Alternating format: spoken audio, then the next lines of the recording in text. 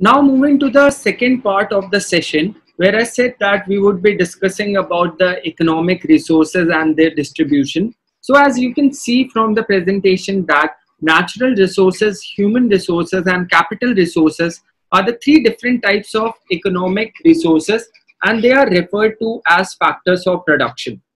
So now by natural resources, I mean like rivers, ponds, lakes, etc. that are located within the locality. They needs to be optimized or used effectively in order to gain economic gain for the rural people. By human resources, we means the skill and ability of the individual needs to be optimized for boosting the economy, which could be achieved only through training and development of these individuals. Our capital resources, we need to improve the accessibility to the natural resources, which can be in terms of cultivable land, water resources, which could be in turn lead to adaptation to livelihood constraints. So if we are like successful in doing the above mentioned steps by me, the agricultural productivity would be enhanced, and at the same time, conservation of biodiversity or ecosystem or livelihood would be given prior emphasis. This would result in satisfaction of human desires and can be termed as wealth for these rural families. In India, there are approximately 300 million people that are still living below the poverty line. To address this issue, we need strict measures, initiatives, or policy reforms so that the status of these families are uplifted.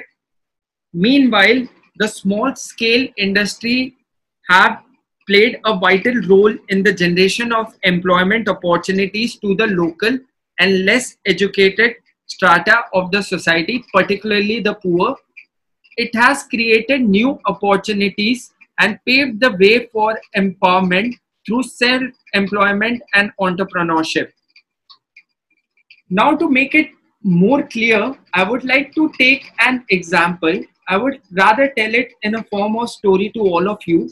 This story is about a small village named Quran in Rajasthan. This village comprised of 278 tribal households, and the literacy rate in the village was very low, that is a mere 23% only.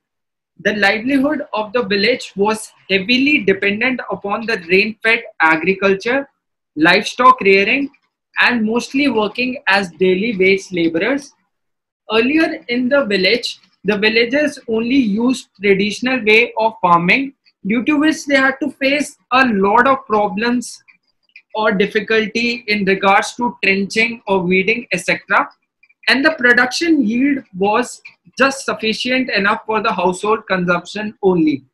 And apart from farming or cultivation, majority of the families residing in the village were also involved in goat rearing. But in the rainy seasons, these families faced problems due to the diseases it brought along with it associated to their goats. For their treatment, a sum of rupees 250 to 300 was charged.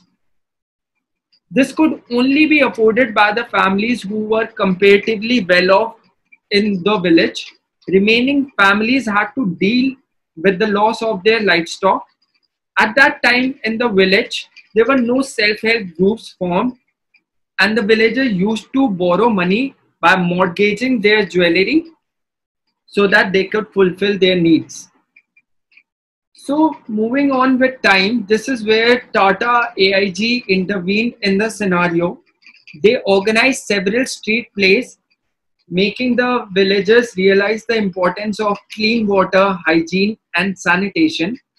The Sarpanch and the village members decided to visit a nearby model village named Peplantri, where the people were also belonging to the same social status but were capable of living a better life as compared to the villagers of Quran.